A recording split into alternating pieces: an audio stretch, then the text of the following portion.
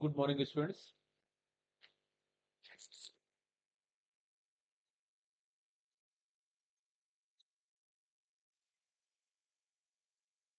Class 11 में production possibility curve एक बहुत इंपॉर्टेंट टॉपिक है। आप लोग को चैप्टर 1 में मिलेगा पढ़ने के लिए। स्टूडेंट्स, ये टॉपिक ऐसा है जिसमें से एक क्वेश्चन हर साल किसी न किसी एग्जामिनेशन में पूछता है। न केवल ये 10-11 के लिए इम्पोर्टेंट है, बल्कि ये हायर क्लास के लिए इम्पोर्टेंट है। प्रोडक्शन पॉसिबिलिटी कर्व ये टॉपिक है नाम का। इस टॉपिक से अक्सर यह पूछा जाता है कि हम रिसोर्स को कैसे यूटिलाइज करते हैं। तो देखो हम स्टार्ट करते हैं। इसमें देखो ध्यान से आप पढ़ सकते हो, स्लाइड पर लिखा भी हुआ है, इसे हम समझा देते हैं। ठीक है।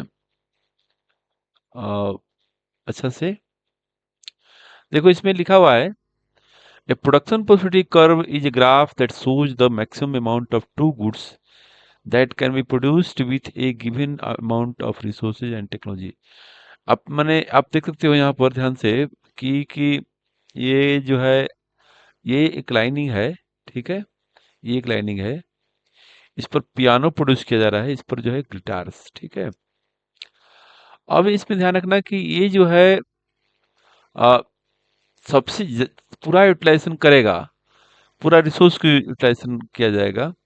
तो गिटार जो है 8000 यूनिट प्रोड्यूस कर सकता है। और अगर हम गिटार को प्रोड्यूस ना करें, केवल पियानो प्रोड्यूस करें, तो पूरा रिसोर्स यूटिलाइजेशन करेंगे तो 1100 जो है हम पियानो प्रोड्यूस कर सकते हैं। लेकिन कोई भी प्रोड्यूसर किसी एक पर स्थिर नहीं रहता, खाली पियानो या खाली गिटार पर नहीं रहेगा, वो कई चीज प्रोड्यूस करता है।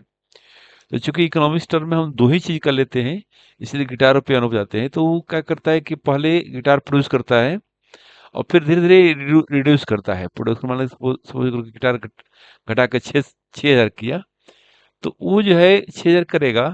अगर 8000 प्रोड्यूस कर रहा है तो जीरो यहाँ पर यूनिट हो रहा है प्रोडक्शन पियानो का।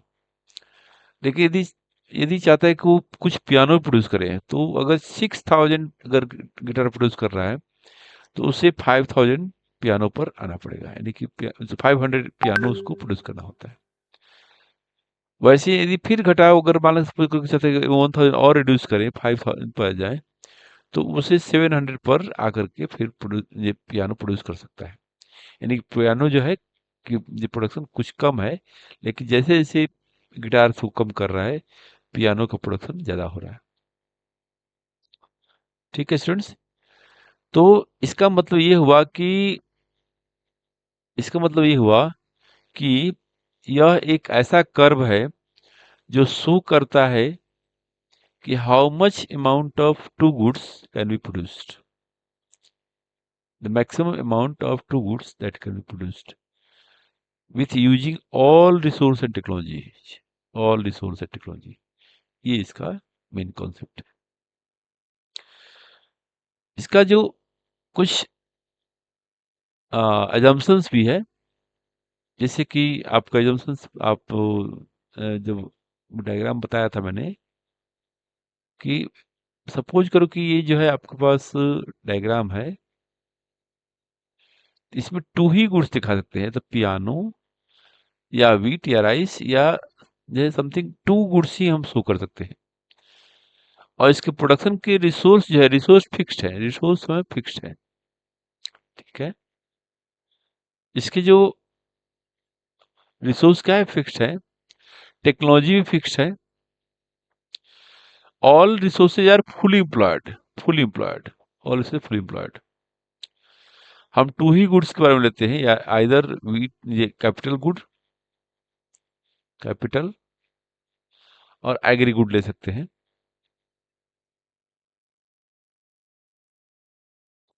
टू ही गुड्स को हम यूज कर सकते हैं इसमें, इस डायग्राम में, क्योंकि हमको डायग्राम में शो करना है, ग्राफिकल शो करना होता है, इसे टू ही गुड्स शो कर सकते हैं। ठीक है। और अदर फैक्टर्स क्या कांस्टेंट है, other factors are constant, ceteris variables. ठीक है। And resource can be transferred, और रिसोर्स माने कैपिटल गुड्स प्रोड्यूस कर रहे हैं, उसको हम यहाँ पर एग्रीकल्चर गुड्स में यूज कर सकते हैं, ट्रांसफर कर सकते हैं।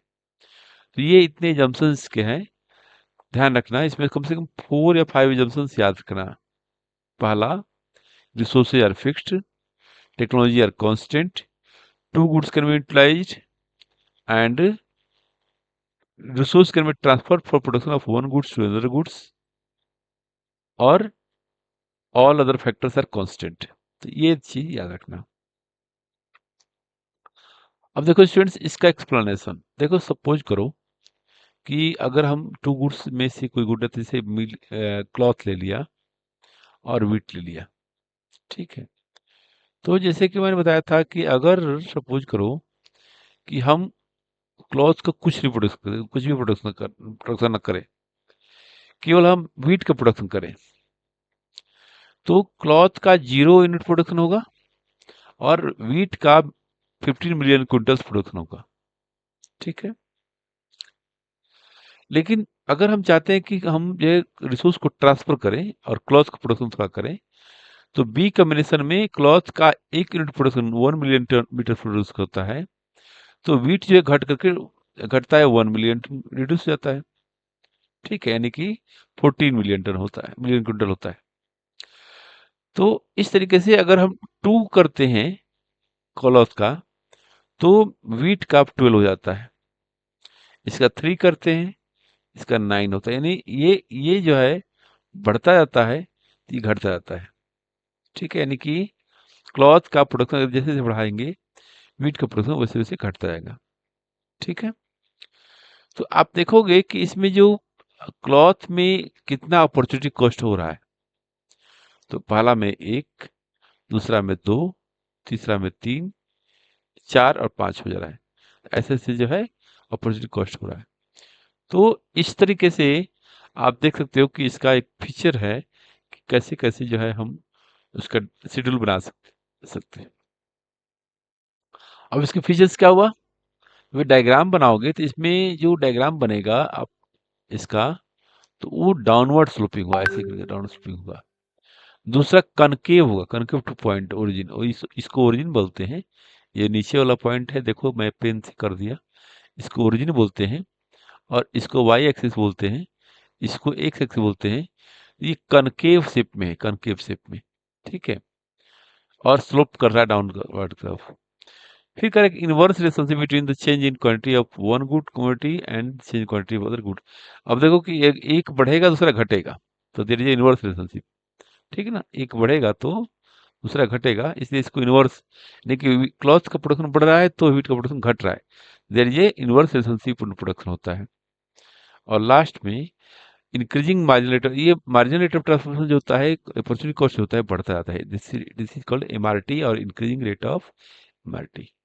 तो ये चीज आप लोग को ध्यान रखना है कि कैसे इसका बढ़ता है, कैसे घटता है।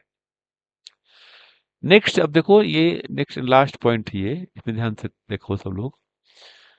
देखो इसमें क्या होता है ना कि जब हम डायग्राम बनाते हैं, ये डायग्राम बना, ये डायग्राम देखो बना, मान लो गुड एक्स गुड वाई बना, ठीक है, या गुड ए गुड बी लिखा हुआ है, या कैपिटल गुड या एग्रीकल्चर गुड लिखा हुआ है, यहाँ पर देखो ध्यान से। तो इसके जो डायग्राम है, डायग्राम पर प्रोडक्शन हो रहा है, जिसको बोलते हैं इफिशिएंट यूज ऑफ टेक्नोलॉजी, ठीक है। अगर ये पॉइंट पर, इस पॉइंट पर हो रहा है, तो रिसोर्स क्या होता है, एकदम फुल यूटिलाइज हो रहा है, फुल यूटिलाइज हो रहा है, ठीक है।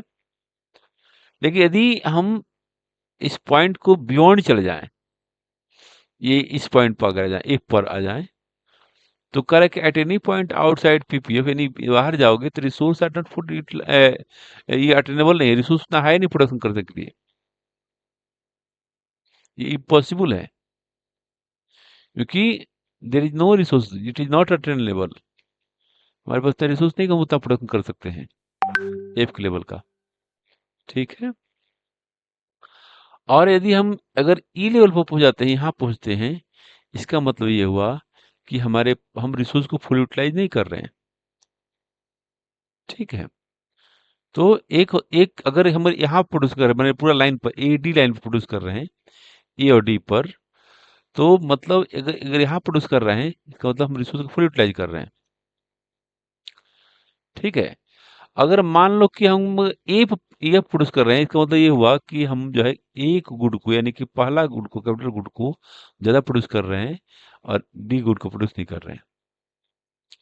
अगर डी पॉइंट पहुंच जाए तो इसका मतलब होता है कि हम जो है आ, इस पॉइंट पहुंचे, तो मतलब कि हम जो है जो गुड एक्स पर शो कर रहे हैं वो ज़्यादा प्रोड्यूस कर रहे हैं और वो गुड वाई वाले पर कम प्रोड्यूस कर रहे हैं। ठीक है, तो ये 4-5 पॉइंट है इसमें देखना। एक बाहर में होगा तो ये कहते हैं नॉन अटेनेबल होता है, अंदर में गया तो अंडर यूटिलाइजेशन रिसोर्स होता है। ठीक है, और इसमें देखना ये पीपीसी क्या होता है, डाउनवर्ड स्लोपिंग होता है। ये सब इसका फीचर याद रखना। तो ये आपके लिए इंपॉर्टेंट पार्ट है स्टूडेंट्स, इसको याद रखना। फीचर्स याद रखना, एजम्पशन याद रखना, डेफिनेशन याद रखना। डेफिनेशन में ये रखना कि it is the diagrammatic representation of combination of two goods that can be produced with given resource and technology। ये ध्यान रखना। ये x है, ये y है, ये डायग्राम कहलाएगा। तो इसको याद रखना, ठीक है। Thank you, thank you all of you. इसको पढ़ाई करना ठीक से, याद करना, एग्जाम के लिए बहुत इंपॉर्टेंट है।